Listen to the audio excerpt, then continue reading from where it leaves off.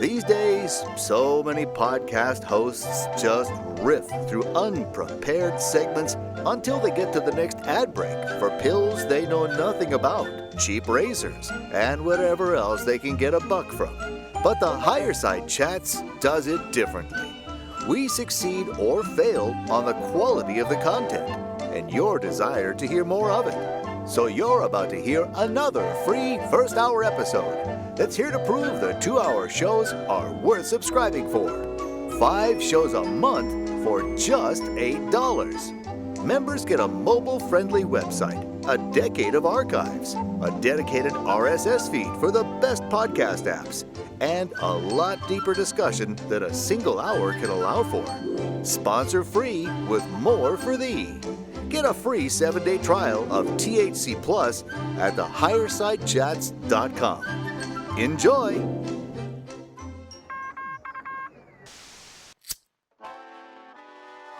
the 1930s, President Franklin Delano Roosevelt addressed the nation through a series of radio broadcasts known as the Fireside Chats. His aim was to reassure the common man that our society would recover from its troubled times. Well, we're far from 1930, and I deal with a different kind of fire.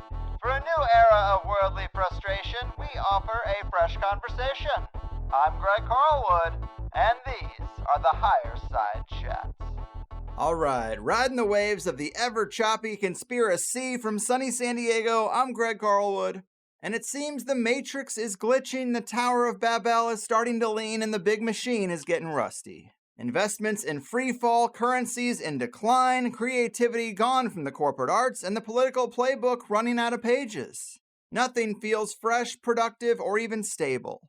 But this is not the world itself, it's the techno-industrial artificial overlay of the planet's puppet masters, and it was always going to fail. Outside of the smart cities, beyond the range of the 5G network, and when the screens are turned off, how different is it from how it's always been? Well, it's a question worth asking, and really the only outlook that makes a person think things are all going to be okay. But they are certainly unstable, with many folks eerily unaware. And in uncertain eras, we turn to those who read between the lines, connect the dots, and see the signs of the times like my friend and yours, the great Chris Knowles.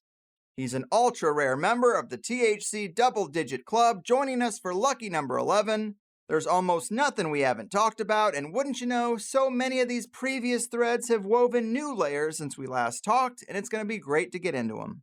He's the author of excellent books like the Wild Ride novel He Will Live Up in the Sky, and the collection of his best from the blog The Endless American Midnight, Dispatches from the Secret Sun, as well as the classic Our Gods Wear Spandex, The Secret History of Comic Book Heroes, The Complete X-Files, Beyond the Series, The Myths and the Movies, The Secret History of Rock and Roll, The Mysterious Roots of Modern Music, and a few others. His latest venture is the Secret Sun Institute of Advanced Synchromysticism via Patreon, where for the low price of $3 a month, you can partake in his multi-hour exposés on all things conspiratorial, synchromystic, and strange.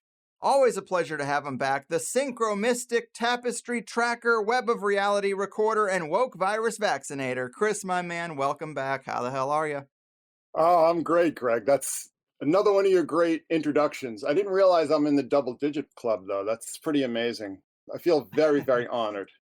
Yeah, man, I really think it's just you and Gordon, but it is a small club regardless if there's one or two others in there. But you make it feel like it's not even work. You're one of my favorite people to talk to when it all just seems like too much. Obviously, in that intro, I tried to focus on the distinction between the world itself and the big machine, because everything artificial, everything of the Matrix, let's say, to use the cliche, seems like it is falling apart, but that doesn't mean the world is ending.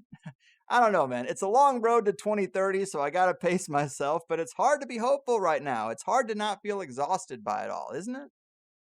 Not for me. No, I don't feel exhausted at all. I kind of feel like I was born for these times. Fair. I have this new idea that I've been mulling over. I call it post-gnosis. And it's just basically like taking like the whole Gnostic ideas, of the fullness and falling from the fullness and being alienated on an alien world, and realizing that what it really is that the natural world is the fullness. That's the pleroma. Hmm. And it's that matrix world, that artificial world, that's the false reality. That's the demiurge reality. So, I mean, we're in it. We have access to the fullness, and there are things, there are energies and ideas and powers and spirits just flying around us all the time. We just need to tune into their station, basically. I think the problem that we have as a culture is that we allow the matrix's propaganda channels to determine our reality rather than splitting off and getting in touch with that fullness. But, that fullness that the Gnostics talk about is there for us if you're willing to take the time to access it. So this is like my post-gnosis, because it's not like, the fullness or the pleroma is some alien world or some other dimension. It's the world that we become alienated from. We're not aliens, we're alienated. We've become so alienated from the real world that when we get these messages that the natural world is sending us all the time, we see it as alien. Hmm. Yeah, it's true. And whenever I have a guest say something like being born for these times, I do agree, and I do get a charge from that. Maybe I'm attributing new dad effects to the work incorrectly. But in terms of things falling apart, I mean, you have been banging this drum for a long time, but now we have more data to support that all the elite ventures are on the downslide. How bad is it really for big tech and the woke infected, would you say? Well, those are a couple different issues that we need to separate so we can unpack them.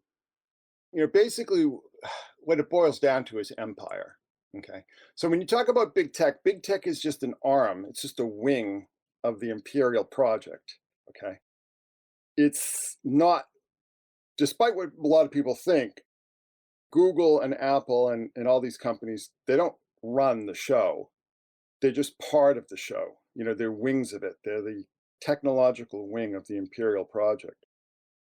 And the imperial project always has, like an egg timer on its head. It's happened throughout history. Empires, I've heard people say that, empires usually only last 250 years or so, right? So if that's the case, then we're coming up to the end of our run.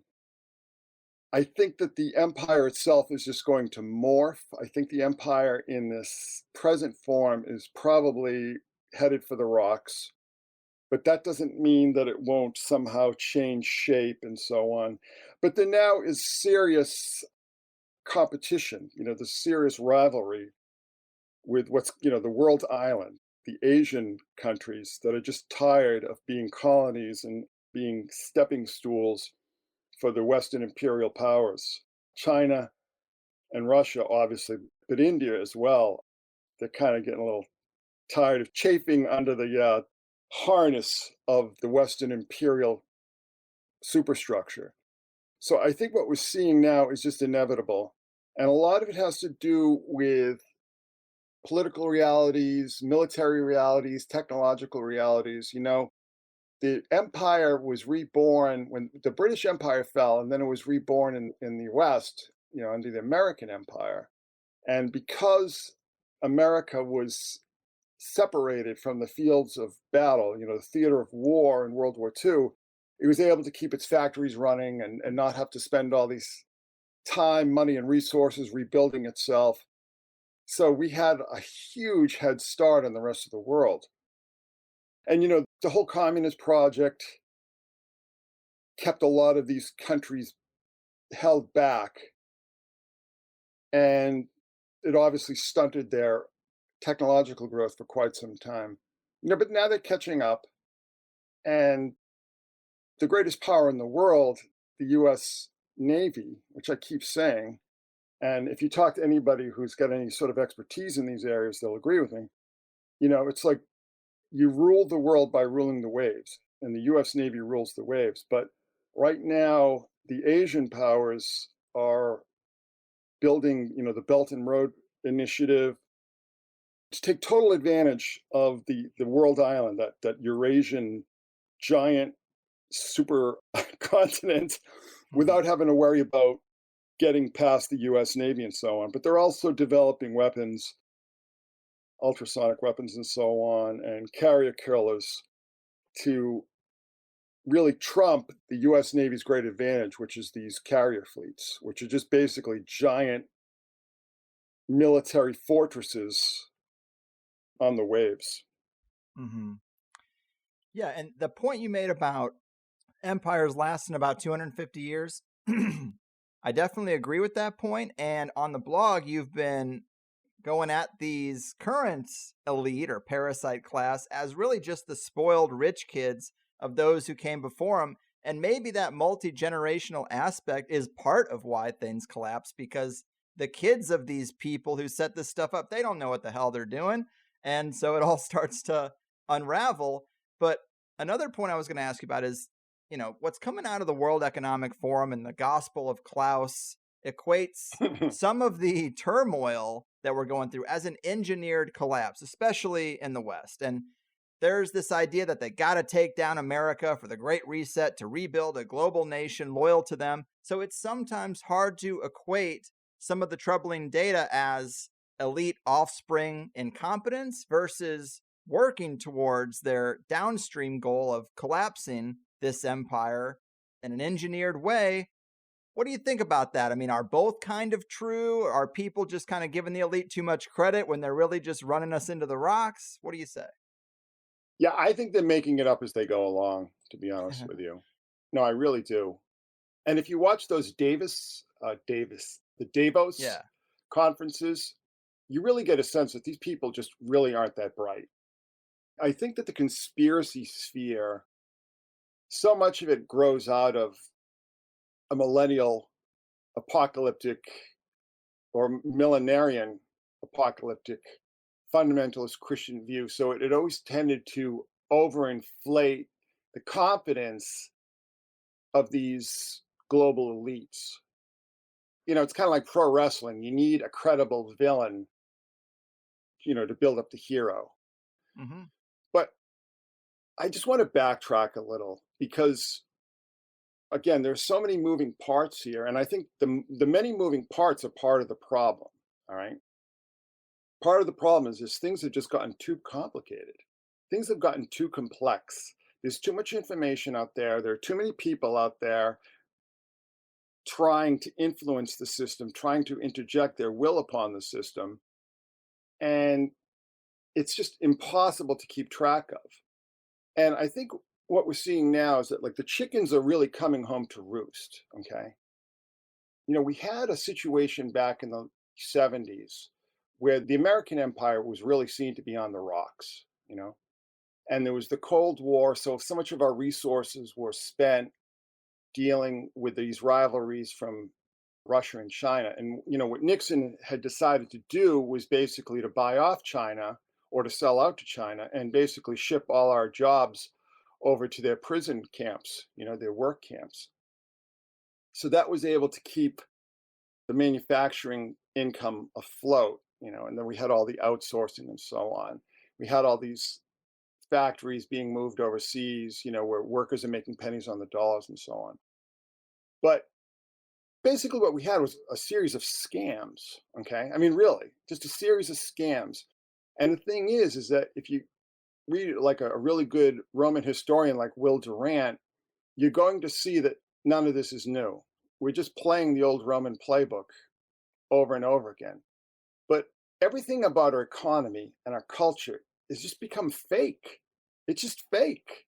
And not only is it fake, but it's just incredibly bloated, And, you talk about that Davos level, the Schwab level. I mean, these people are just inveterate liars. But you can only lie so long before the lies catch up to you, because you have to tell lies to get over the lies. It's like you have to tell lie upon lie upon lie. And one of the things that I say is that these days, if you're a person of any kind of prominence, it's almost impossible for you to keep secrets. Okay, it's impossible to keep secrets because there are just so many eyes on you. And it's very hard to hide, particularly in malfeasance. And that's why the establishment corporate press has gotten so aggressive about quote unquote disinformation and quote unquote conspiracy theory, all of which they're not targeting your more fringe types. What they're targeting is people who are questioning the mechanics of empire and the abuse of empire by the people within it. Okay. So we had a situation back in the 70s where the system was really on the rocks, right? And we had Nixon basically outsourcing a lot of our labor, a lot of our manufacturing costs to these prison camps in China. But another thing was happening simultaneously, and that was just huge influxes of drugs from South and Central America. Okay. And what we had is that we had these cartels just building up huge fortunes because of the appetite for cocaine in the 70s and 80s. Okay. And I know you want to talk about Johnny Depp, so that sort of ties into Blow. And you want to talk about Bruce Willis and aphasia. And that to me, a lot of these kind of neurological diseases, a lot of them can be traced to cocaine abuse. Okay. So there was this huge pool, just billions upon billions of dollars, American US dollars, right, that had to be laundered. They had to be accounted for. I mean, even cash, especially in that amount, needs to be accounted for. You have to give some sort of excuse where it came from. Right. So a lot of it went to Hollywood, okay? And that's when we started seeing $100 million, $200 million allegedly spent on these movies. And then a lot of it went to big tech. So a lot of this cocaine blood money is coming into the American system, and it needs to be laundered. So what the Reagan administration did, because they were supporting the Contras in Nicaragua, who are, huge drug dealers, and, also the CIA under William Casey, there was all this coke money that needed to be laundered. So what the Reagan administration did is that they deregulated all the financial markets, Wall Street and all these capital funds and hedge funds and all these kind of things. They're all deregulated, which basically meant nobody was going to keep an eye on what they were doing. You understand what I'm saying? Mm-hmm, mm-hmm. It was like deregulation is like a fancy sort of code word for like, do whatever you want with all this laundered money. We won't ask you any questions. Okay. Right. And the problem is now Big Pharma has taken a lot of the cartel's money away, because now we have edibles and speed and fentanyl, opioids, all fentanyl, yeah, all the drugs that you would have had, like cocaine. Cocaine's been replaced by stimulants.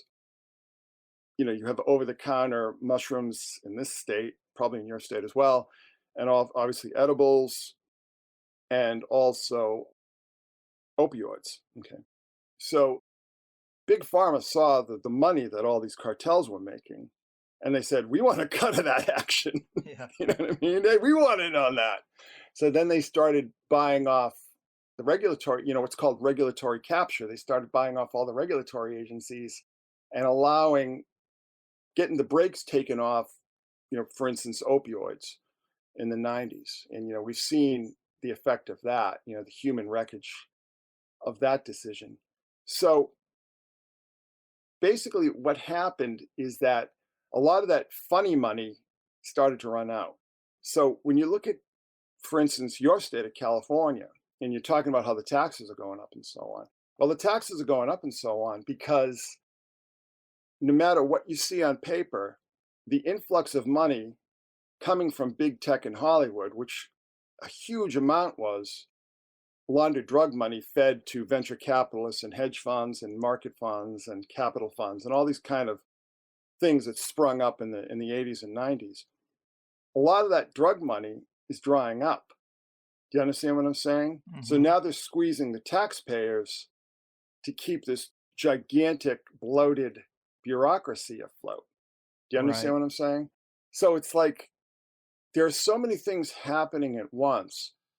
And if you take maybe a more holistic view of it, you just understand that this is the rise and fall of these imperial structures, right? But there are a lot of unique situations today because of technology and because of science and because of transportation, all right, there are a lot of these pressures that are new because we have different ways of disseminating information, disseminating money, right? And moving people around. So there are these new pressures added into these sort of almost like in-baked, holistically conceived pressures that all empires throughout history have had to face. So in one regard, what we're seeing now is new, and in one regard, it's very old. Mm-hmm. Well, on that subject of it being new but old, to fold in a little esoterica here, I didn't know this until I saw your post, but the Egyptian god Ra is often spelled R-E, or it was maybe originally spelled R-E, and the Great Reset is basically the Great Ra Set. And again, it's the old Egyptian god motif. Yeah. Well, it's funny you should mention that too, because the whole thing of Ra and Set, if you look back in Egyptian history, you had the upper and the lower kingdom. And the lower kingdom worshipped Set, and the upper kingdom worshipped Ra. That was their main gods, right? And the whole idea of Ra Set, this component god that we had, right, was a symbol of the unification of the two kingdoms.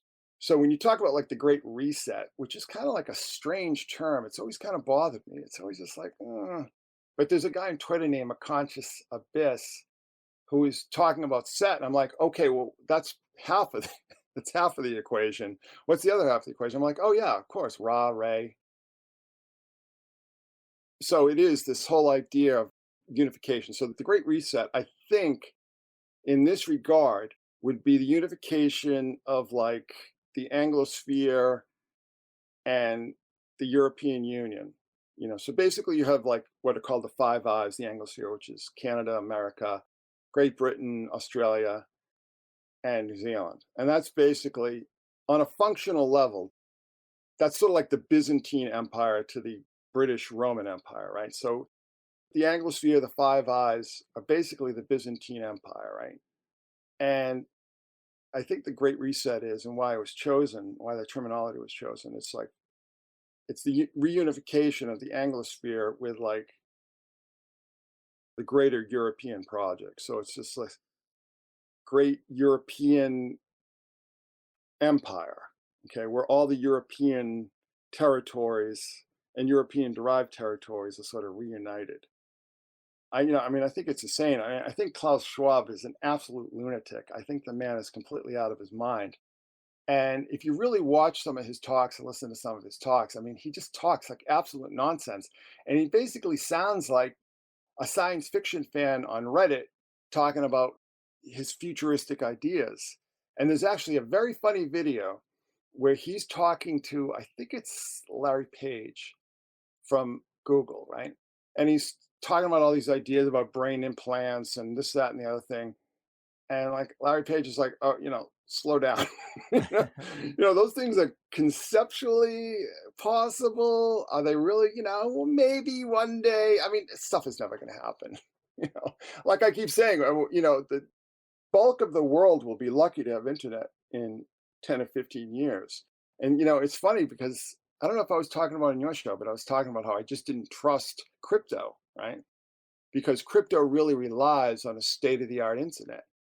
And, of course, we're seeing crypto crash now. But yeah, that's why a lot of, sort of these Wall Street Cassandras are telling everybody to get into precious metals and so on. But yeah, the Great Reset is just a joke. Klaus Schwab is just an absolute weirdo. And the World Economic Forum is just basically a clearinghouse for every dopey, futuristic, cast-off idea, from transhumanism to, Agenda 2030. All this stuff is never going to happen. It's just never going to happen. Because all these ideas were conceived by, these think tanks where people were just paid to just throw any idea against the wall, but also with the assumption that there was going to be this endless fount of free money, of low interest money and drug money and all this kind of other sources of currency. And they're all drying up. I mean, none of this stuff is going to happen. And I get very, very frustrated. I get very, very, very frustrated with a lot of people and, like, I don't know, truthers or conspiracy or whatever, who see these people as like these Olympians, like these untouchable super geniuses. They're not. They're not. They just, the system, like I say, the system is the egregore, the system is the golem. The system is what keeps these people afloat. And if you cut any of these people out of the system, I mean, they're like helpless little babies. Yeah. Yeah. And I certainly appreciate that perspective, especially when everybody is so doom and gloom. And, maybe there is a silver lining to all this. You've been writing a little bit about it. I like this line where you say, major economies are returning to creating real value through natural resources and manufacturing, not lip flapping and paper shuffling. And then you say, America is poised to capitalize on the new economic reality in a supreme fashion, but not with the Davos dickheads running everything now. Well, that last part, of course, but that's really interesting. So many people are focused on the decline, myself included, that we often miss what else is going on out there. What do you mean by that? How are we poised to capitalize on the new economic reality? What are other forward-thinking countries doing? And how can this be a not so terrible thing? Well, let's back up to the war, right? The Ukrainian war. So basically I think the UK is the senior partner in the situation. I think this is the UK's concern. They seem to be very preoccupied with this whole situation and keeping Ukraine out of the hands of the Russians. But basically what you have is that there was this huge sanctions regime, right? And a lot of people were saying, this is a bad idea. This is going to backfire. And of course, they're all attacked for being Putin apologists and Russian spies and Russian bots and all this complete and utter nonsense. But now, the Davis doofus layer, as I call them, are all starting to admit that this is all backfiring. And one of the reasons it's backfiring is that Russia produces just enormous amounts of natural resources for the world. Not only oil and gas, but, this whole thing with the fertilizer, precious metals, timber. The real tangible stuff, as opposed to the digital. Yes, food. So America decided that it could rebuild itself as like this virtual empire, right? And it would offshore all its manufacturing, and it would rely on, say, South American produce and so on. And, all the power and the money sort of gravitated towards the coast, right? Gravitated towards the Northeast corridor in Southern California, or Southern to Central California, right? With San Francisco and Palo Alto and all this kind of thing. So that's why we had this incredible imbalance and this population redistribution. All these coastal areas became, very heavily Democratic, which are actually Rockefeller Republicans. I mean, they're not the old Democratic Party at all. It's basically the old Rockefeller Republicans who took over the party during the Clinton era, because Clinton was tied in with the Rockefellers, because the Rockefellers owned Arkansas and probably still do. And, one of the brothers, I think it was Winthrop, was governor there for a very long time. But anyway, but we ignore the fact that we have the amber waves of grain, the fruited plains, And America, one of the reasons why America is so well poised to take advantage of this, and this is something that a lot of people don't take account into, and this is why I like to study people who talk about commodities and so on, because America has this incredible river system, the Missouri, the Mississippi, the Ohio, that come in from the Great Lakes and empty out into the Gulf of Mexico. So basically the entire, would that be the width of the breadth? I'm not sure. But, from north to south, America is covered, it's basically free transportation.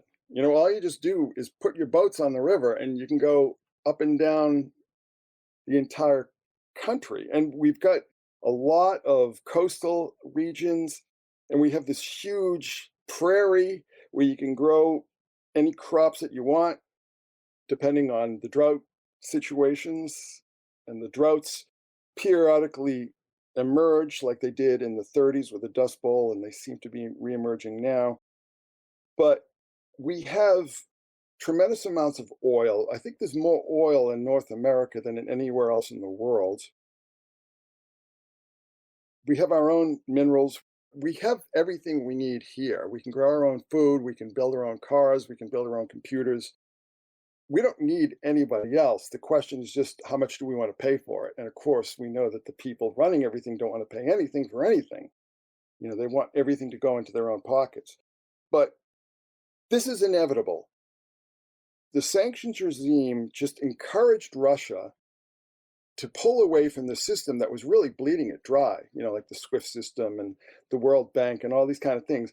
So basically, I don't know if they even realize it, but the Davis doofuses did Russia just a tremendous favor. It's forcing them to rely on their own unbelievable bounty of natural resources. And that's why, the ruble is higher than ever, and Russian gas and oil are trading at prices higher than they have been since before the sanctions took hold. They basically are taking over and nationalizing all the corporate property of the companies that left the country. It was just a really bad idea to cut them out, just not to give the Russians any incentive to play ball. They just said, screw you, we're cutting you off from everything. And they're just like, well, okay, well, you know what? We're not sending you fertilizer, and we're not sending you the trillions of tons of wheat that we grow, or corn, or soy, or, whatever. We're not going to play ball with you. And then we're going to sell it all to China, and then we're going to sell it to India because they need that stuff. I mean, China and India have a terrible problems growing their own food. So screw you, And this is what I'm talking about, this whole world island, this Eurasian project that is really putting the pressure on, the Western naval mercantile powers. But we are very well poised if we can just pull all this stuff back, onshore all our manufacturing again, so we don't need to be held hostage by these supply chain issues, particularly if it's a country that we're coming to loggerheads with. We've got everything we need. The question is whether we're going to be able to take advantage of it. But we have a tremendous problem with our infrastructure. Our infrastructure needs rebuilding. Most of our infrastructure was built from the period from the 30s to the 50s, right? It's all rotting. You've got subway tunnels that are about to collapse in cities like New York. So we need to focus on our home situation. But it's going to be a major problem without all this free, phony money flying around anymore. Right. Right. Well, I mean, that is a really good, hopeful, positive outlook. We do have a lot of resources that can be useful, and it's really just the collapse of things like Wall Street and woke Hollywood and big tech, and those things aren't even us. Like, call me naive, but when 2008 happened, I was like, man, the news is acting like the sky is falling and everything's destroyed, but this has really no bearing on my life. My paycheck, which was always low, is still low. It's still the same job. And of course, people of retirement age, that's different. Your 401k getting chopped in half. Sure, that really sucks. But it's all kind of in the air, and it's not really like at a practical level. Like you say, we still have the Great Lakes. We still have a lot of positive things. I'm looking at moving out of California, but I'm seeing these properties that are on like a couple of acres, and they've leveled everything. It's like a house on 4 acres of just dirt.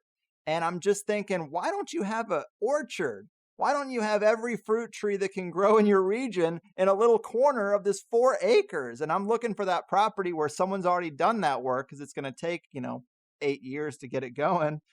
But it is crazy how we have the resources and we're focused on the wrong things, and we're focused on really what the elite care most about. And we're equating our ability to succeed based on that stuff, and it's backwards. Well, I think a lot of this is a cultural issue, but it's also, I don't even know how to refer to it. But when I was talking about before about how the money just sort of pooled in Southern California and Central California. I don't know why they call that Northern California. I Hmm. mean, to me, Northern California is up near Oregon, but New York, the Northeast corridor from Washington and the Virginia suburbs, parts of North Carolina, New York and so on. Mhm. If you look at Massachusetts, for instance, I mean, Massachusetts is really sort of like the nerve center of the military industrial complex. You've got all the big universities there, which are just basically think tanks for the security state, for the national security state. But you've also got all the tech and stuff. People forget about all the tech that's in Massachusetts, because they're so focused on the glamour of Silicon Valley and so on. But here's the thing, and again, there's a lot of things to unpack. This is like our theory of everything episode, right? And I'm trying to sort of break these down into smaller problems. But so the problem is, like I said, big tech has been held aloft by just billions upon billions of dollars of free money, drug money, unregulated money, so on and so forth. And it was basically, it's the casino effect. Google comes out of nowhere and becomes one of the biggest corporations in the world, depending on how you qualify that, right? But it's like big tech is really a lie, okay? And here's the thing. So we've got all these people working in big tech companies, right? And not only in California, but also, Seattle area, right? Microsoft and all these, and Amazon and all these people. But the problem is that all the concepts that big tech operates on were put in place before anybody working in Silicon Valley today was born. Do you understand what I'm saying? So all the concepts, cell phones, teleconferencing, the internet, wireless, I mean, all these ideas came from the 60s and the 70s, right? A lot of it came from Xerox PARC in Palo Alto. And, I mean, is Xerox even like a significant corporation anymore? You really don't hear about them that much. But they really created the desktop and the mouse and all these kind of things that we use today. But all this technology that we think is like the crown of our 21st century creation, like we are the pinnacle of human striving, is all 50, 60, sometimes 70 years old. Do you understand what I mean? So it's like, what are all these people doing then? Tens of thousands of people in Mountain View and Palo Alto and wherever, I mean, what are they doing? Literally, what are they doing? I mean, we don't see any significant new products coming out of big tech, do we? Google makes a ton of money on the cloud, but their consumer products are pretty poor. I mean, I don't know anybody who uses like their spreadsheets or their word processor or any of these kind of things that think that they're state of the art in any way, shape, or form. And Microsoft Word is not nearly as good as it was 20 years ago. I mean, it just becomes bloated because what you have is that you have frauds and mediocrities. They've got to justify these incredible salaries that they're making, this incredible lifestyle that they have.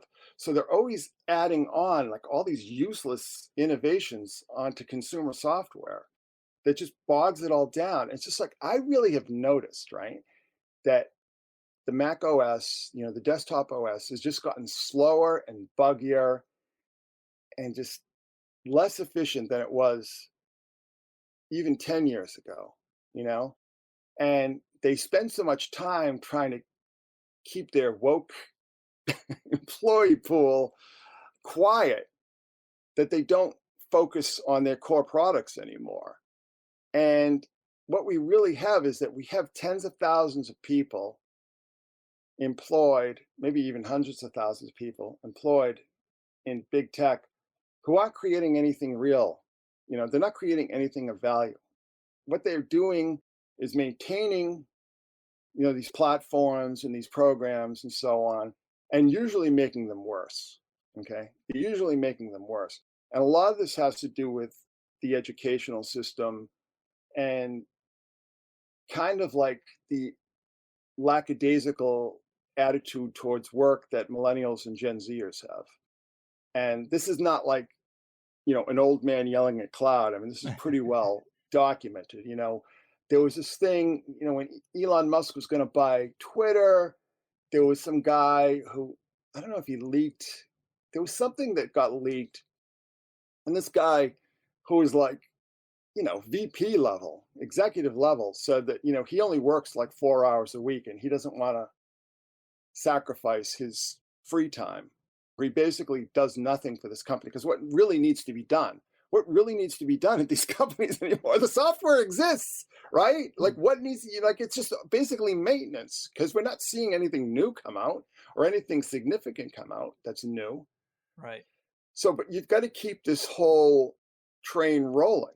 You've got to keep this whole illusion of technological progress running, because if you don't, people start to question why they're making all these sacrifices on so many different levels, personal, political, economic, to feed the system that feeds on them and is mostly peopled by people who hate them, right? Yeah. And if people start to question that, then the whole thing collapses. It's no coincidence that Elon Musk is the PayPal guy and the Tesla guy, but he's also like, the quote unquote space program guy, which is just all nonsense. And then, like robotics and androids. I mean, robots do exist, but they're automatons. We're never going to see androids ever. Artificial intelligence, again, it's transhumanism. These things are all hoaxes that are promoted by the technocrats to keep this machine running.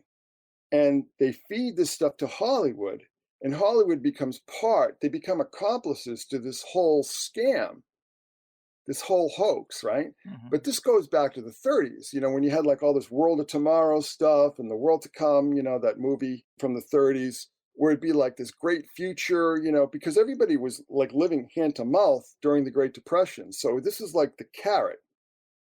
It's like, oh, don't become communists, It's coming. Hold on.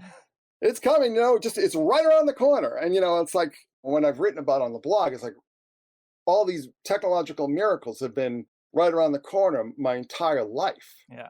You know what I'm saying? It's just like, I can't believe it. It just amazes me. Stories that I remember reading almost verbatim 20, 30, 40 years ago are still being recycled today. It's like Neuralink, right? So that's like Elon Musk was talking about Neuralink. I remember hearing about Neuralink in the early 90s, maybe even earlier. Okay, so this is like this pipe dream that just they keep pushing, and they'll do these sort of like all these little demonstrations, and they're all just faked just to keep this machine running. Because if people start to question technocracy will collapse, because it's fundamentally fake. They're not creating anything new. They're making enormous amounts of money. I mean, all these people are making enormous amounts of money for doing next to nothing. In the post-COVID area, a lot of these people don't even work anymore. They just collect a salary and stay at home. You're hearing this a lot, right? And like I said, the easy money, the interest-free money, and the drug money is all drying up. Yeah. So it's like they're facing this crisis point. And it's like, you're talking about leaving California. And to me, like, California is so much different. Like, I remember going to San Francisco back in the 80s, and it was wonderful. And it's just like a warm, lovely place with like really friendly people, and just a great environment, and just it was almost like a giant college campus or something, right? And look at it now. Look what it's become. But to me, it's like it's on a deeper level. To me, it's on a metaphysical level. And this is what I say, and this, I can talk about all this nuts and bolts stuff. And when I start to get metaphysical and spiritual about this stuff, people like go, oh, well, this guy's just nuts. That's our favorite part around here. Yeah. So it's like California, to me, it's become fundamentally evil. That's what I was picking up on like the past few times that I've been there, is that like, why does it feel so different? Why does it feel cold and hard and unwelcoming? And I think it's because it's become a fundamentally evil place. And the reason being is that it's controlled by fundamentally evil, fake, hoax industries like big tech and Hollywood. Okay. So much of the money is obviously real estate. Real estate, you're asking about like these houses just sit in the middle of this huge arable plot, right? Mm-hmm. But that's because they can make more money from a mansion, and I'm sure the people who move into that mansion will be screaming about global warming when they're paying, $1,000 a month to air condition the place, I mean, it's all fake. It's all fake. It really is. I mean, yeah, of course, Hollywood produces films, right? And big tech produces software and so on. But they're not producing anything new. There hasn't been a fresh idea coming out of Hollywood since at least the early 90s. Everything is just a retread. Everything is a sequel or a remake or a comic book. And again, all these industries are built on laundered drug money.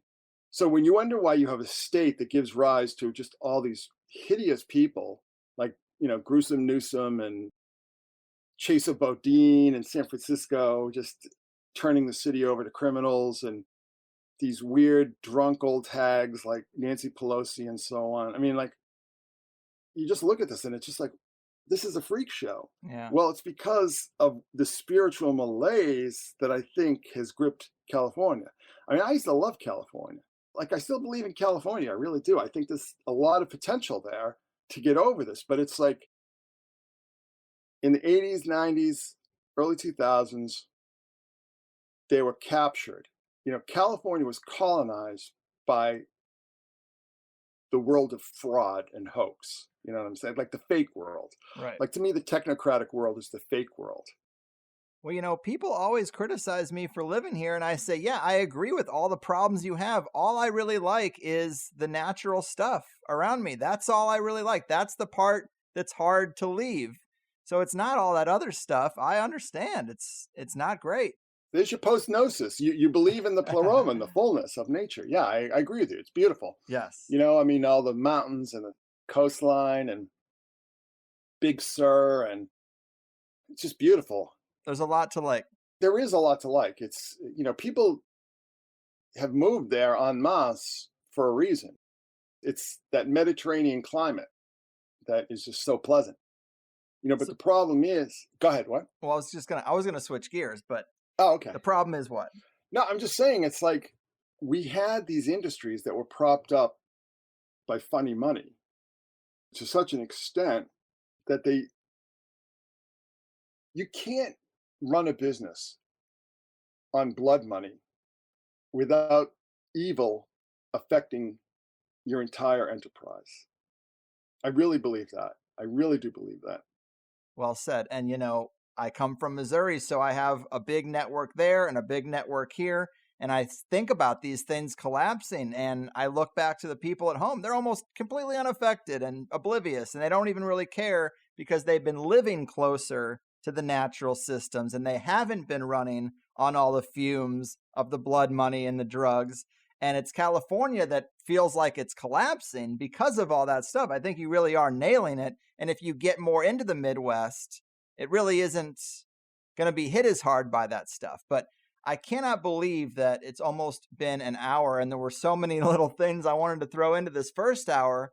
But, we'll see where we get. But that is a really good lay of the land and a real positive message about how don't focus on what the elite are doing. And when that stuff collapses, that's not the world itself. And post-gnosis is definitely going to make it into the title here. But you have done some really, really deep dives on, the synchromystic stuff we love, the classic Chris Knowles threads that we've talked about. And a lot of them still seem to be continuing. First of all, I didn't know this until this morning, but we should mention that the great Oracle and Siren Supreme Liz Frazier actually has an EP coming out 2 days from now. It's called Sun's Signature, of all things. And the song she chose to remake is interesting. Just to remind people, Jeff Buckley drowned in Memphis. Then rapper Young Dolph also died in Memphis on the 24th anniversary of Buckley's death. And his last video showed him at the bottom of a body of water. Well, she remade a song for the Sun Signature EP, and of all the songs, it's one called Underwater. I think she knows what's going on. I think she's on to you, Chris. Well, there's a reason that I made, most of that stuff private, because you forget that anybody can access this information, and people are always Googling themselves and so on. It's like, I never Google myself. I don't want to know what people are saying about me. No, me either. It's, I remember Frank Miller, he never read reviews of his work this back in the 80s. He said, because the bad reviews hurt his feelings and the good reviews bloated his ego. Yes. So he didn't want to hear it. And, it's like, you got to be really careful about like what you put out there. But it just gets to the point that I'm just like, yeah, something is happening. But this gets back to, when I talk about, I don't know, it's almost this concept of eternal return. It's like the things we were taught by the Enlightenment, the things like Sibyls don't exist. That's just fantasy, it's just delusion. We were taught that evil doesn't exist. We were taught that demons don't exist, or the spiritual world, nature spirits, whatever. We were taught that all these things were delusion. We were taught these things were delusion because the people of the Enlightenment were coming on the heels of like some really horrific religious wars that just almost destroyed Europe completely. But the thing is that they threw out a lot of babies with that bathwater. And this whole idea of the Sibyl and the Sibyl emerging at periods exactly like today, the Sibyls would become very important during these crisis periods. We're led to believe that those things don't actually exist. But the great thing about technology today is that we can bypass the opinion makers and do things like what I do with like synchromysticism. And like once you do synchromysticism for, gosh, I mean, it's been like almost 30 years for me, you start to realize that things are not like what they tell you they're like in school. They're not like what the scientists tell you. They're not like what the media tells you. And in point of fact, people above that level, people above that sort of meteor level that, almost like in a Brave New World context, that would be the betas. People at the alpha level still believe in all this stuff, and they use it. So when you talk about Elizabeth, it's just like, she's got a 40-year track record of like, every time she makes a move, there's some earth-shaking event to accompany it. You talk about Sun Signature. I mean, Sun Signature was announced hours before Vladimir Putin declared war on Ukraine. Literally hours. Okay. That to me is like, if you don't believe me by now, I don't know what else I can tell you. I've been telling people I've got this huge database on the Secret Sun called Laugh While You Still Can, that was inspired by this sort of Onion knockoff site that was making fun of me. And, I basically responded with all this data, with all this information. It's like, okay, I've got 40 years track record of this kind of thing. And it's leading to where we are today, specifically when Sun Signature was announced hours before Vladimir Putin, out of nowhere, nobody was expecting it, declared war on Ukraine. Yeah. So I don't know what to say anymore. I mean, listen, the world doesn't exist like you were taught it exists. And the people at that elite level, they might not understand it. They may not know how to take full advantage of it, but they believe it. Yeah, and they try. I guarantee you they believe it. And that's why their symbols tell you that they believe it. Their symbolism and their rituals and their actions.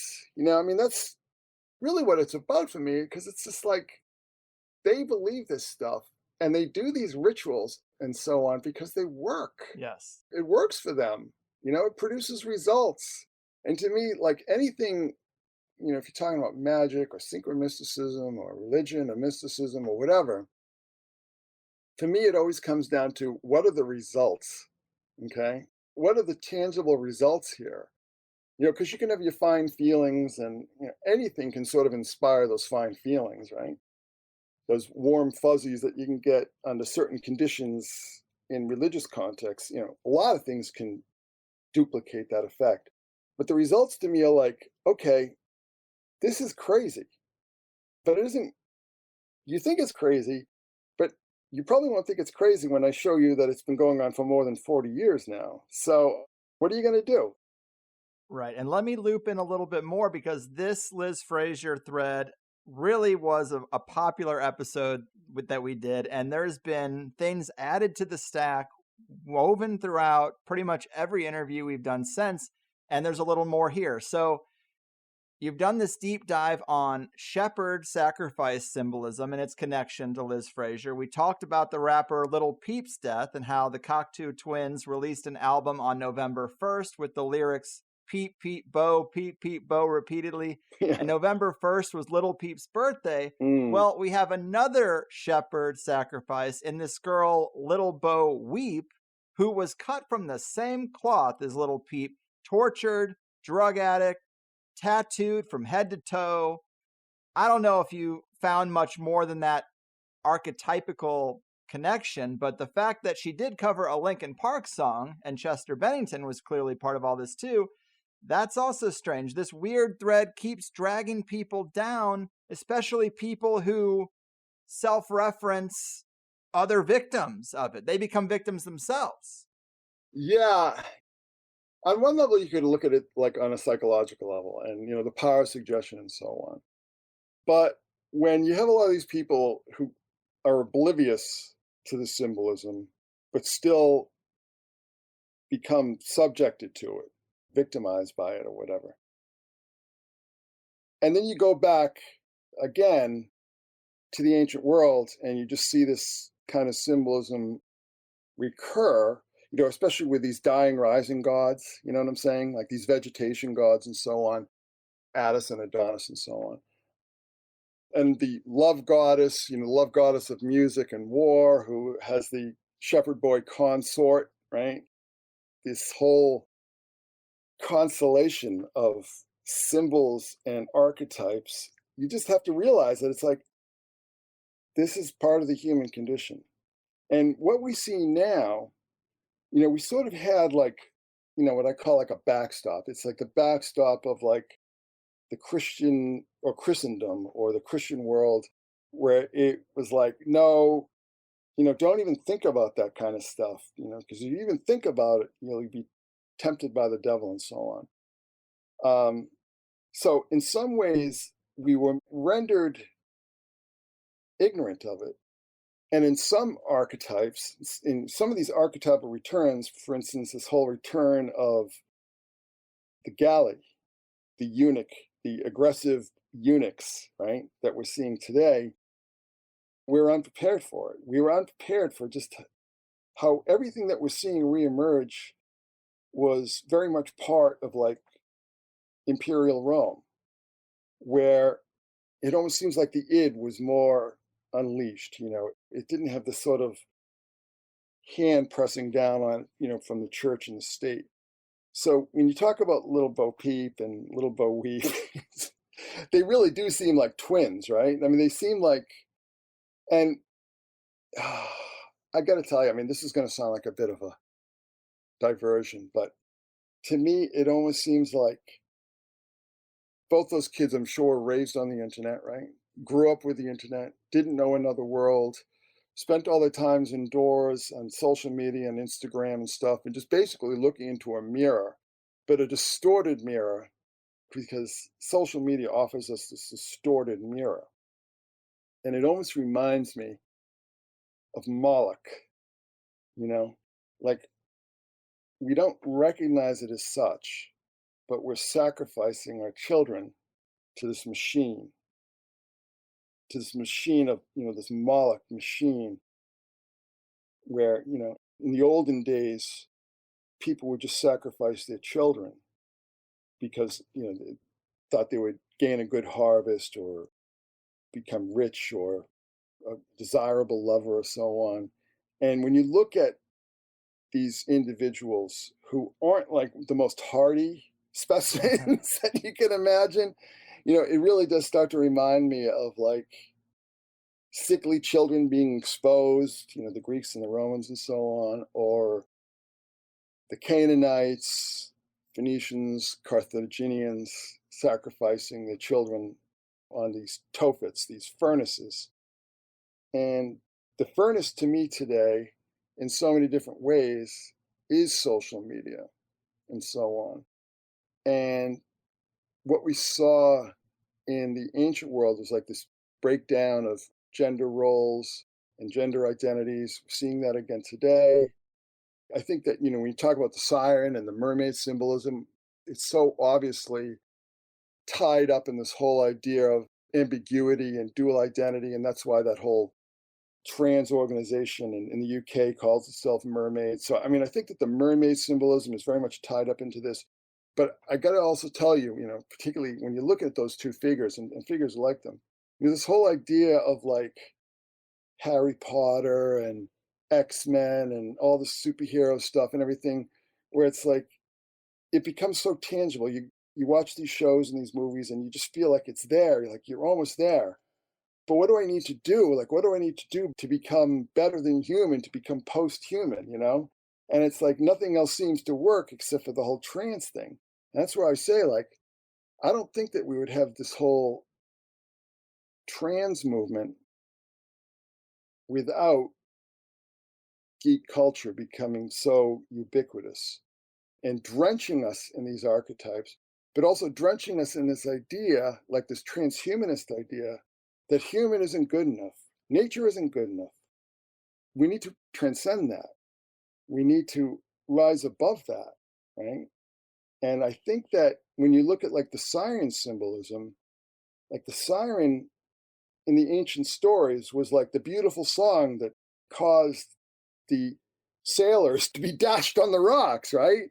And I think that's the same thing. I think all this geek culture and escapism and anime, particularly anime and manga, because everything is so fluid as a whole, but it's a siren song. Like, I really do believe that it is like a siren song now, because it's causing all these young people to mutilate themselves, irreversibly mutilate themselves, to become slaves to big pharma, right? Because they need this medication for the rest of their lives and so on. And it is a siren song, you know what I mean? And if you look at both Little Peep and Little Bo Weep, it's like they were disfiguring themselves with all these tattoos and so on, right? They were disfiguring their bodies, not like structurally, but cosmetically disfiguring themselves.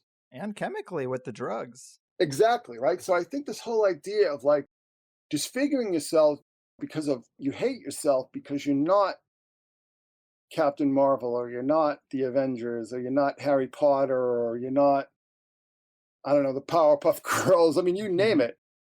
It's had like this incredible negative knock-on effect that I don't think I really, I anticipated how superhero culture would become mainstream. When I started writing Our Gods Wear Spandex back in 2005, and this was before Dark Knight, and this was before Iron Man, when this stuff really took off. It's kind of like saying, this is going to become the mainstream culture. But I was like, well, where does it go from there? And that's where I sort of stumbled in the book, because I couldn't figure out where it was going to proceed to, other than this whole idea of transhumanism. At the time when I was naive, I thought was real. But because transhuman isn't real, then we have this trans other thing, we have this other situation. And it really is a cult, but it's also a cult that calls to mind, Cybele or Cybele in the Latin, right? And Sibyl and Cybele are, seem to share the same root, because it's like these women in caves, And I just think we're just in just so much trouble.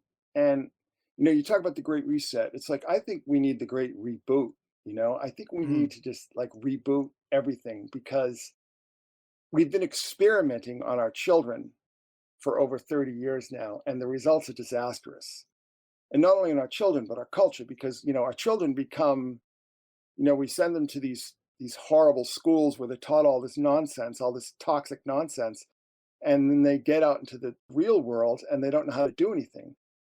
And this is one of the things when I talk about collapse. I mean, this is something that I've been watching for a long time. It's like a system is only as effective as the people who work inside it. So you're asking me about Ukraine. It's like, well, why is Ukraine such a total clusterfuck?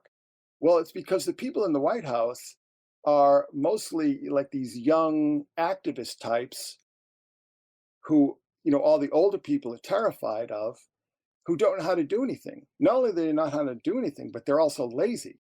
They're incredibly lazy. They're lazy and entitled and have no tangible skill set. This is what really worries me.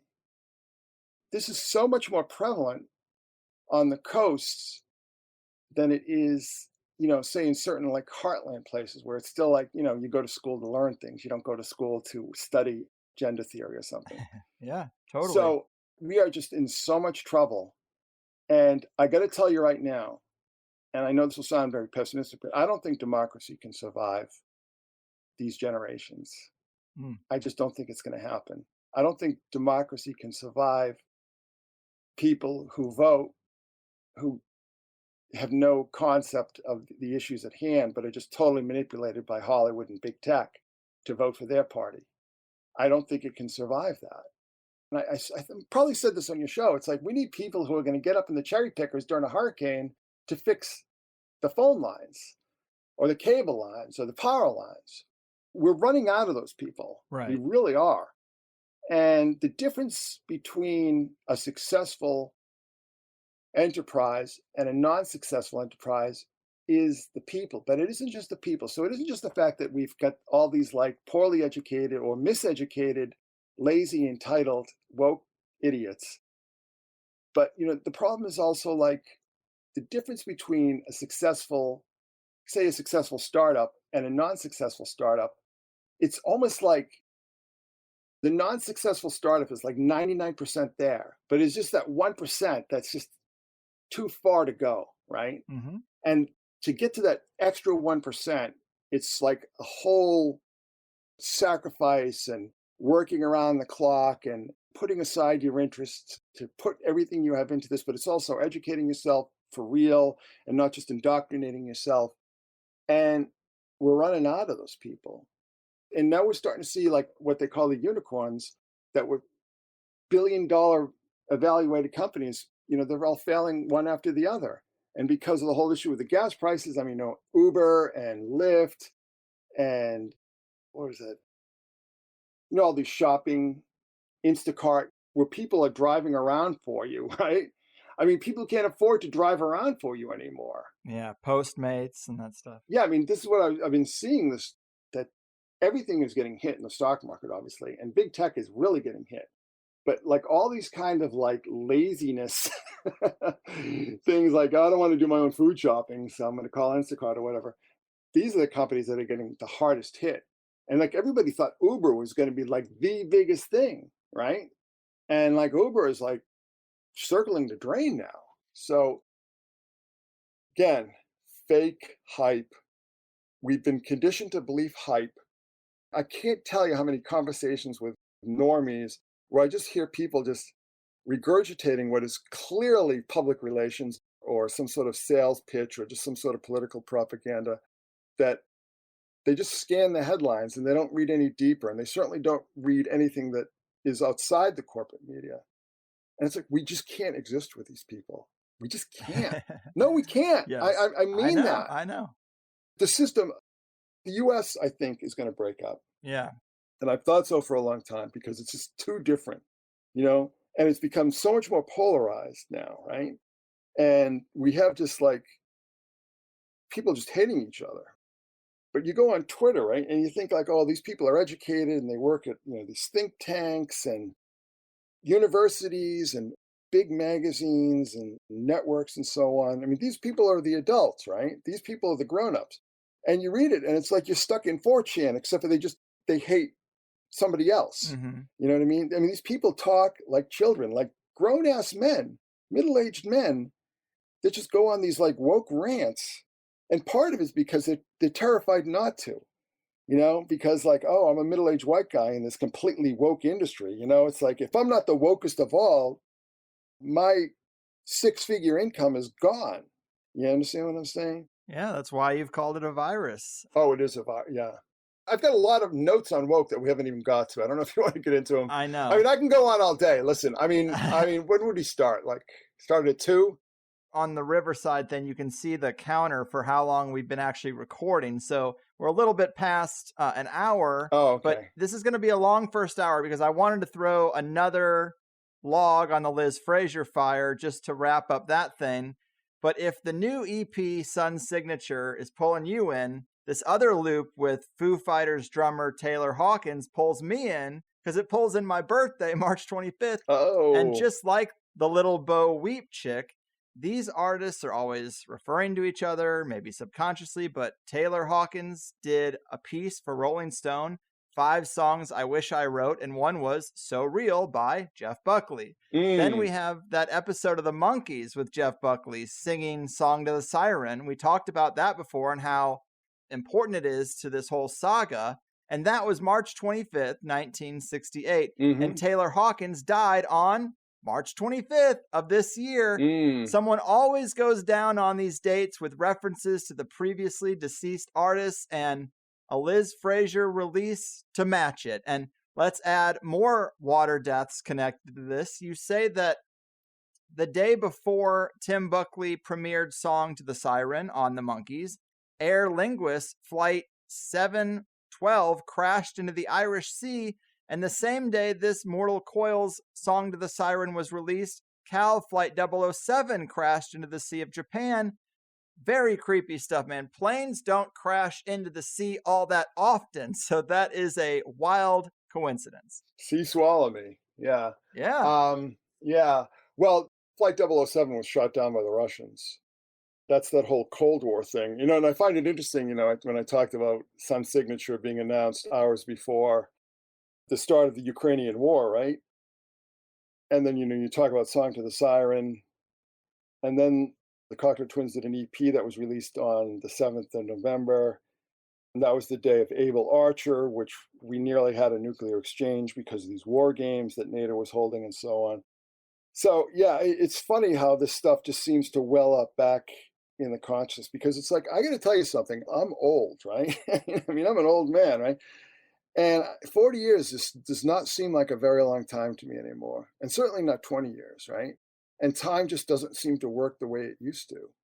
So it's just like, synchro is time, right? So it's like, it almost seems like this is time mysticism in some ways, right? And when you talk about Taylor Hawkins, well, Taylor Hawkins is another deal. I mean, I'm not entirely sure. Like, so he died, and like hours later, the Colombian medical examiner is like saying that he had all this stuff in his system. And it's like, well, how did you get the drug results back that fast? It seemed awfully sudden to determine that he had like all these painkillers and stuff and benzodiazepines in his system. It just seemed like a bit too quick of a turnaround time for a blood test, blood tox screen, as they call it. I strongly suggest that he probably died because of this, what I like to call now the stabby wabby. You know what I'm saying? The little prick. You know what I'm talking about? I don't know if I do. The stabby wabby. The stabby wabby, Ah, okay. Yeah.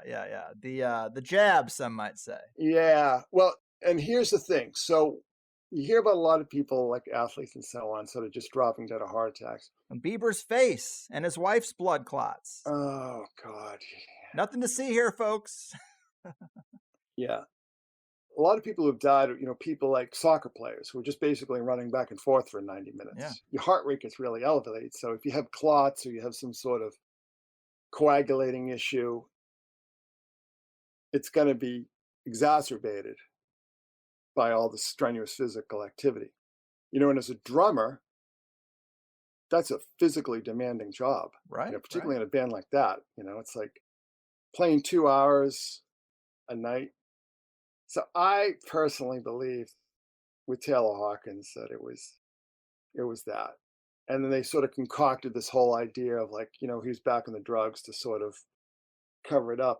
But then, when I talk about the whole metaphysical aspect of this, like the friggin' movie Studio 666, when in the trailer for the movie, a demonically possessed Dave Grohl kills Taylor Hawkins, right? Right. So it's just like, whoa, and a lot of people I know have talked about that. Even Bob Saget, they say, well, he fell and hit his head in his hotel room. It's like, well, what caused him to fall? Yeah. I don't know. There's a lot of weird stuff going on and a lot of damage control, I would say. Well, see, this is when I talk about the complexity.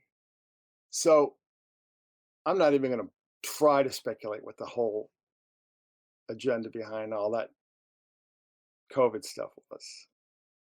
Everybody's got their theories, right? Yes. But here's the problem. I don't think it was very well thought out. I really don't. And I think this issue with the excess mortality, and now they're trying to get the kids to take these things, and and all these sort of hoops that they have to go through, and these contortions, these poses, these contorted poses they need to assume in order to explain all this stuff away. It's just too much, particularly when like the propagandists now are people coming out of these Ivy League colleges.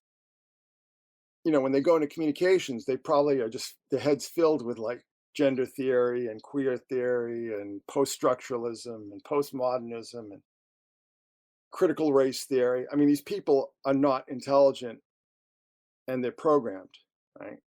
They're just effectively programmed by the system. And they don't know how to deal with crisis. They don't know how to deal with setbacks because they grew up rich. They grew up incredibly coddled, incredibly pampered. They have no experience with real crisis or with trauma or even like inconvenience. You understand what I'm saying? I mean, these people are not fit to purpose. They're just not up to the job. And as these crises start to escalate, these people are just going to start melting down. Yeah. And we're going to see like people just leaving en masse these government departments and bureaucracies and everything because they're not going to be able to deal with the stress and they're just going to walk away. And without the free, funny money to keep bribing them, there's going to be no incentive for them to stay. It's not good. Yes. It's not good. I agree with you. And as we're pulling this all together, what kind of arc do you think we're looking at for the totality of this collapse of empire, let's call it? Because, I've done shows a couple of years ago talking about supply chain crises. And I think we started a previous interview a few years ago with this is the apocalypse. And I sometimes see comments where people say, there's a lot of doom and gloom on your show, which I actually think, today we really threaded the needle between like, well, the world's not ending. The rest of this bullshit is ending. But people, I guess they hear guests talk on a show like this, and it sounds like it's coming tomorrow. And then 2 years later, we're still talking about it. I mentioned Agenda 2030 at the beginning because that's when they want to accomplish their goals. That's 8 years from now. So can you help us give some perspective to this collapse? And what kind of time arc do you think we're looking at to be reasonable? Well, one thing I always say is that real change is slow and gradual. And because we're so invested in all these narratives like Hollywood narratives and television narratives where all the boring stuff is cut out, right? We expect an Arnold Schwarzenegger movie to be taking place outside our door. And that's not the way it's worked. That's not the way it's ever worked. You had situations, you've had major wars going on where like people a couple miles from the battlefield had no idea that there was a war at all. You see what I mean? It's just like things happen, but the rhythms of life persist, right? What I see is happening is that the current ruling structure, the current ruling class, what I call the Rockefeller Republicrats, have been in the midst of just getting their asses kicked by the fates. You know what I mean? The fates have turned on them, the gods have turned on them for their hubris. And now they're dealing with all sorts of nemesis, right? And they're in the midst of getting their asses kicked. I think that's going to persist. I think that we're going to suffer for a lot of it.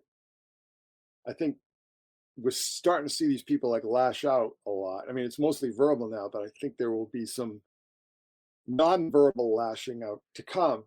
But I think what we're going to see, I mean, I think this country is going to break up. I really do. And I've thought that for a long time. And it's going to break up into sort of regional blocks where it'll be almost like a looser kind of confederation rather than a federal government. There are a lot of people who think that, like, say, for instance, the middle part of this country is going to form a new country with the center of Canada, Alberta and Saskatchewan and so on. That these provinces of Canada are very alienated from the Justin Trudeau Canada and want to get out. So we could see that. We could see this like huge new country forming of the Plain States and then also the heartland of the Canadian Federation. I think the war is an absolute clusterfuck.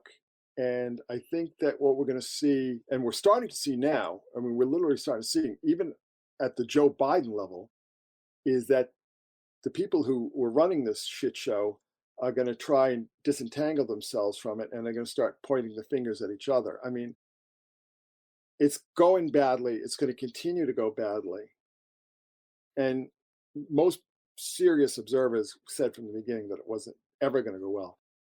I don't know if, people are talking about Taiwan and China. I mean, Taiwan is very lucky because it has, it's basically a natural fortress. It's very hard to invade because of the Straits of Taiwan there. But I think there's already forming a very huge woke backlash. And I think the last straw was all this grooming stuff in the schools. I think that was sort of like a lot of people said, the hell with this. Yeah, enough's enough. Enough is enough. They're after our kids now. Forget it, because they always go after the kids. I really wish that the LGB community, the gay community, would disentangle itself from the autogynephilia community, which sort of calls itself the trans community, but isn't really trans. It's something else. Mm-hmm. There has been people who are saying, like, dump the T, you know what I mean? Yeah, Dave Chappelle had a bit about that was pretty interesting. Yeah, and the T and the Q. It's funny, if you look at the pride flag, it's like, it used to just be the rainbow, and it's like all the other stuff, the queer theory stuff is starting to force, it's encroaching. It's like, you're going to have like this little sliver of the rainbow in a couple of years, because it's going to be all these other quote unquote identities added into it. But I think there's going to be huge backlash, and I think it's going to get ugly. And that's what I've always been afraid of, because so fascism, they're always fascists, sort of lurking at the margins, right? There's always been like a fascist element that's been marginal. But when fascists gain power is when this insane, woke, Weimar Republic type of left just completely loses its mind and gets completely drunk with power, which is that they are right now. And I hate to see it, but I'm at the age right now where there's nothing I can do about it. It's inevitable. You know what I mean? It's going to get ugly. It's going to get bad. People are going to get hurt who are innocent. But it's just, unfortunately, the way it always seems to work with these things. The pendulum has to swing to the extremes, particularly in this environment, the superheated social media environment. I think it's going to get bad. But unfortunately, the woke have nobody to blame but themselves. They really have nobody to blame but themselves. Particularly like the grooming community of the woke. And that's really what they are. I mean, if you're taking kids aside and teaching them about gender theory and telling them not to tell their parents, I mean, that's all showing them pornography, telling them not to tell their parents, which is happening in schools today. Those are like classic hallmarks of grooming. You know what I'm saying? So what else are you going to call them? It's like, oh, you're an alt-right Nazi. It's like, no, you're a groomer. Yeah. I'm not an alt-right Nazi. I fucking hate alt-right Nazis. You're a groomer. Yeah. You know what I mean? You can't weasel out of this. That's what you are. But like I said, it's going to get ugly and people are going to get hurt. And it sucks, but I don't see any way around it right now. Right. Maybe it's just human nature. Maybe it isn't the internet. Maybe it's human nature. But cooler heads never seem to prevail, until the two constantly warring sides have worn each other out on the battlefield. So, yeah, I think things are going to get very rocky. And, we're having all this, like these food production facilities catching fire Yes. magically all over the country. That's concerning. Absolutely. It feels like an attack people won't even recognize. Well, you know what? I sometimes wonder. So, we all know who the obvious, the people who don't want us to eat meat and want us to eat bugs are the obvious culprits, right? Yes. But, sometimes I wonder, like, what if it is like Russian spies, Because since they control the world fertilizer trade, right? What better way to fight against their oppressors than to starve them out? Right.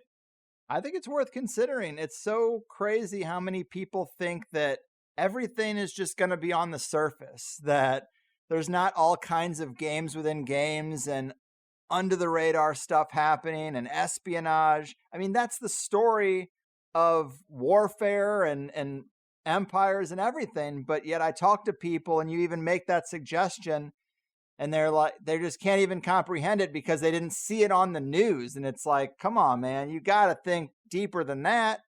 It is quite crazy, but we are going to be talking about this stuff for a long time, I'm sure. Well, I mean, just one more thing I want to say. Agenda 2030, Great Reset. These are all just pipe dreams.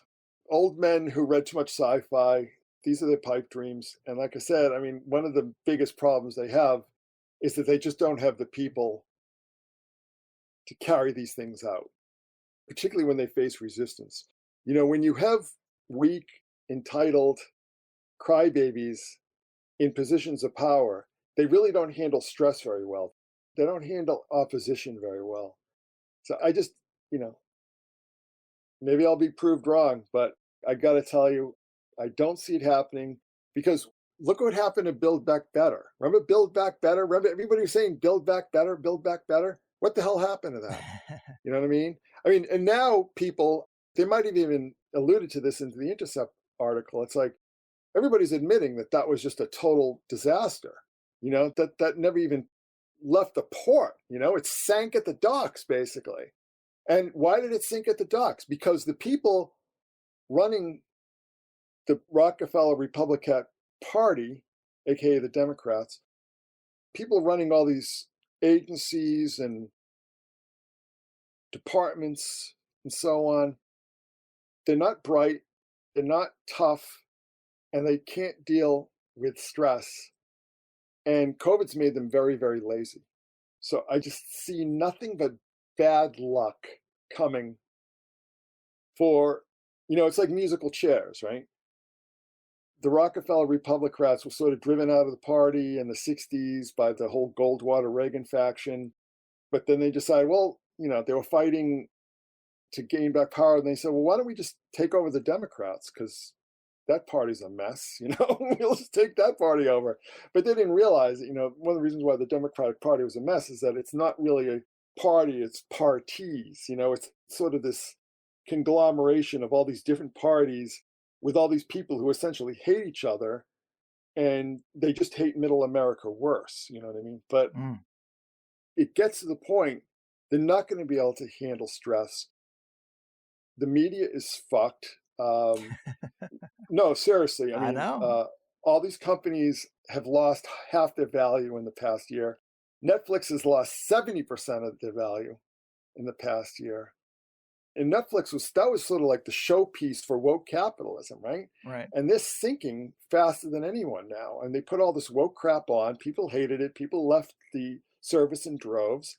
And now they've lost 70% of their value. If you invested in Netflix back a couple of years ago, you've been wiped out. You're gone. Your money is just gone. And God forbid, you have Netflix in your 401k. It's just gone. It's over. So, raising interest rates again. Millennials and Gen Z is just, I'm a Gen X. I grew up in the 70s, well, 70s and 80s. I was very aware, I was very aware from a very young age. And, I remember what the 70s was like. I remember like government cheese and food stamps and all this kind of stuff. I don't think most people your age or younger have any experience with that. They don't have any experience with like real major want. And I don't know if they're going to be able to deal with it. Well, people should start armoring up themselves right now. That's what I would say. I mean, we probably have a long tail on this collapse, and you got time to grow some fruit trees and get yourself some land and get out of the city. Get out of the city. Apps, anybody listen to this, if you're in a city, get out. Any city, get out. Yeah. Cities are going to be the absolute worst place to be in the next 5 to 10 years. I agree.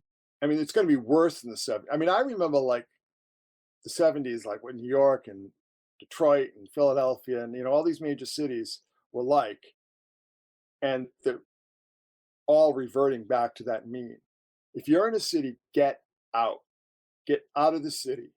I'm not kidding. I'm deadly serious about this. Get out. And, if you can homestead, do it. Mm-hmm. It's just a tough go. It's a tough life. It is, but having nothing and never being happier is a tougher life, I think. And that's the life that's being presented to us. So I think that the multipolar world is going to be a good thing. I think that when we're not wasting all our money trying to enforce our will militarily on the entire planet, I think we'll have a lot more money to like fix all the bridges and the subway tunnels and all that good stuff. It's going to take some pain to get there. But I'm not a pessimistic person. I'm always like a long run optimist, and I think a lot of it just has to do with the fact that I'm 55 years old and I've just kind of seen a lot, and I see the cycles, I see how things repeat, and I've studied history. So it's just like, nobody can tell you that things are going to be A-okay for the next few years. They're not, particularly in the next 2 years. But on the other end of that, I think things are going to correct themselves. And we're going to sort of return to, I'm not saying we're going to return to the 50s or the 40s or whatever, but I think we're going to return to a world more like a multipolar world where people make things at home and grow things at home and not like expect peasants down in El Salvador to grow all their food for them. Yes, I agree with that. I'd say maybe you could use the term sobering up. We're going to be sobering up from all these lofty, unrealistic, unsustainable ideas that we've been living off of. And, the corporate, technocratic teat is running dry. And so we're going to have to stop suckling at it quite so much. But I appreciate your insight as always. As usual, there's just so much content that we talking about today that we can barely pack in the cliff notes to some of this stuff. But you've blogged for so long, connected all the synchromistic dots, and you provide a great service to humanity. Thank you. I'm glad you finally did put the Patreon together, because you should be compensated for all that work. And it seems to be going really well and has allowed you to do these deep live streams now. It's really great, and I hope people will hop in there if they want more of what you do. Anything else to leave them with? Get outside. Fair enough. Go outside. Listen to this outside. Fresh air, sunshine, work wonders. They really do. Yeah, it's good medicine. Take care of yourselves and love people. Yeah. And hold the people who you love close to you. It sounds like a greeting card, but the reality of it is far more powerful than you can imagine. Right. Well, I know you've been freelancing for Hallmark, but you got a lot of irons in the fire, man. Yeah, right. I do appreciate you. You're the best. I am so lucky to be able to have you back as often as I can because it's just some of my favorite interviews to do are talking to you, and preparing for them is a lot of fun because your work is so vast and enjoyable. But keep up the great work and take care out there. Thank you, sir. There it is, guys. The man, the myth, the legend, Chris Knowles, coming in hot on lucky number 11. Always with more notes than we can get to, but hey, conversations are organic. You can only do so much. Lots of little things left on the table. We didn't even get into Bruce Willis and his retirement over a pretty odd neurological condition and the career sinks he's had with the larger Web of the Siren. Obviously, his first big movie was Moonlighting with Sybil Shepherd, born in Memphis, of course. But Bruce retired from acting recently because of a rare condition called aphasia, a condition that was defined in a paper November 17th, 2017, Jeff Buckley's birthday. Same date as a PlayStation game called Apocalypse starring Bruce Willis that came out years ago. And the syncs with his career really do keep going, but this condition he has inhibits the ability to understand speech and language, which also sounds very Liz Fraser-y if you've heard her lyrics. She's known for being notoriously hard to decipher, but go check out Chris's Bruce Willis post if you want the full rundown. Maybe Hollywood itself is just such a dark place that most people have some sort of downfall, but more specifically, it starts to feel like what an actor chooses to represent, the themes, the characters. Maybe it can all come together to alter one's fate. But the overall message to me was less dark and dreary than it could be. It depends on how much stock you put in the artificial things, I guess. Because artificial things are collapsing. Did you buy into the false promises of the big machine? Because it's going to be a sad day when you realize that was all a sham. He's right, though, that we are here for these times, so let's be creative as to how we navigate them. And maybe America does have a good opportunity to find its way if we can focus on the right things. We didn't make all the points we might have about woke culture. Maybe some people are exhausted by that conversation.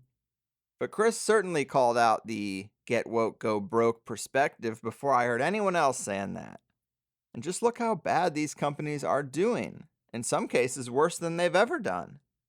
Another great presentation he did under the Hidden in Plain Right banner is on the Goddard Tunnel. And I think we've all seen that creepy opening ceremony at this point, but in terms of it being a ritual, one aspect I thought was interesting was the QAnon shaman as a representation of Pan, which we see in that ceremony. But the Goddard Tunnel thing was carried out on 6/1, and what's the date everyone's up in arms with that features the QAnon shaman? 1/6, of course. So there it is, forward and back, cause and effect. There's a lot more to it, but that layer and the date, pretty interesting. So much stuff, but that is the show. If you liked the first hour, you know you would like the second. We have so many great full episodes in the archive. Get in there. Today we talked about Chris's Stranger Things theory of everything. Of course, we had to on lucky number 11. It's a shame it took us an hour to get there, but we also talked about Dr. Bender, Wonder Woman, and Dr. Bender's crimes against children. That gets pretty dark. We talked about Damien Eccles, the West Memphis 3, High Magic, and Druidic Bog Sacrifice. Pretty much as dark as it gets. But that fits right into Stranger Things because that new character who's a little erratic and is kind of framed for a situation is based on Damien Eccles. We talked about the Washington Post, wokeness, and collapse, and that whole little dust-up that happened, the hierarchy of birth privilege as opposed to competency, and the strange ongoing story of Ezra Miller, the guy who plays the Flash, or did, because I think that is all getting burnt to the ground right now. If you know, then you know. But free 7-day trial, one of the most convenient and friction-free systems in podcasting. Take a few seconds and join the club if you find this show to be anything close to special, and you'll be in awe of all the extra stuff that comes out week after week in these full episodes. I've never heard someone say, you know what, you don't really add that much to the second hour. I wasn't really missing anything. It's always a surprise, a pleasant surprise as to how much content is really packed in there, but you just don't know what you don't know. You don't know what you're missing if you've never heard a full episode. You can pay with card, cash, or crypto. I don't care. And you can use PayPal by signing up through Patreon as well. Also, check out Chris's Patreon if you really want to get some deep exposés on all sorts of things. He blows my mind every week. But that's it for me. I'm currently on the road trying to pump out one more show, and it seems like we just did it. I so wish Chris could have joined me and Gordon in Austin, but hey, I had my chance when they were both at the Aeon Byte event in Mexico. C'est la vie. Next time, I guess. But take care of you and yours. It is getting hard out there for a pimp. I've done my part. Your move, ritual web weavers, woke virus super spreaders, and entitled technocratic tyrants. Your fucking move. Sometimes when I get down, I eat a bunch of corporate junk. Processed stuff that makes you fat. Yeah, it's a weak and sickly people making industry. Don't tell me lie. Discipline is no fun, I find. Denial makes it all gone. And I don't have to face it, that's right. And you're wrong.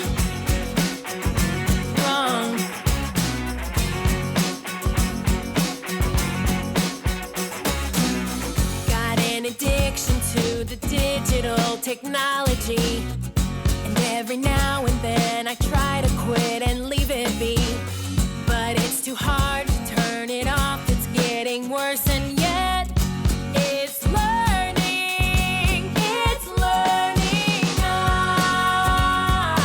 I see discipline is no fun, I find. Denial makes it all gone. And I don't have to face it, that's right. And you're wrong.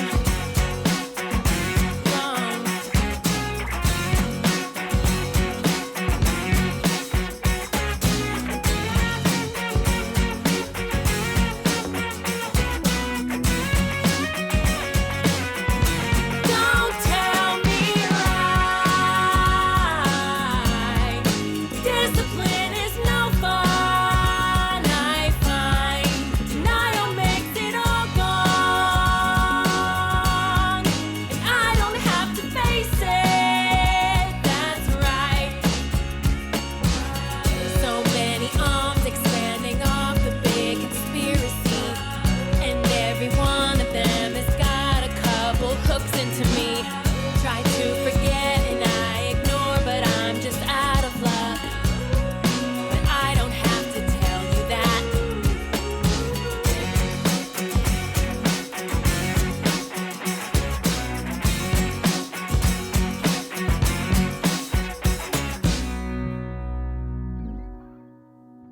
And that is another show complete. Remember, as much as you enjoyed this, which is just the free first hour, I hope you'll become a Plus member to hear the full 2-hour interviews.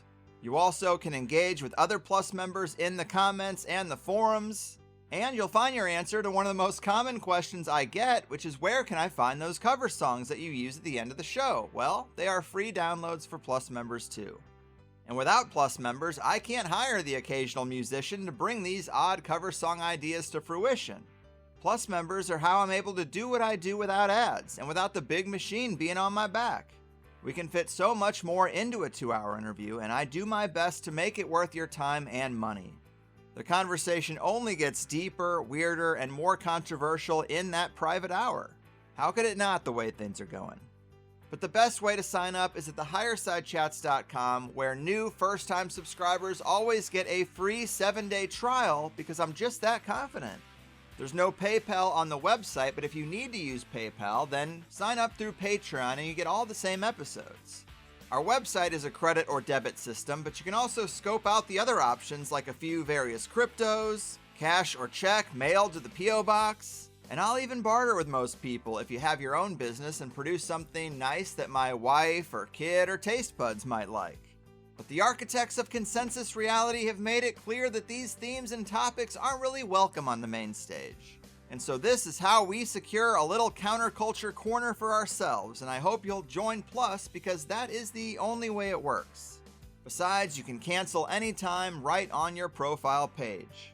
The most common concern I hear is people just being unsure if THC Plus will work with their podcast app, and the answer is probably yes. But if not, we have several high-level app recommendations for whatever phone you use, and the website is made for mobile too.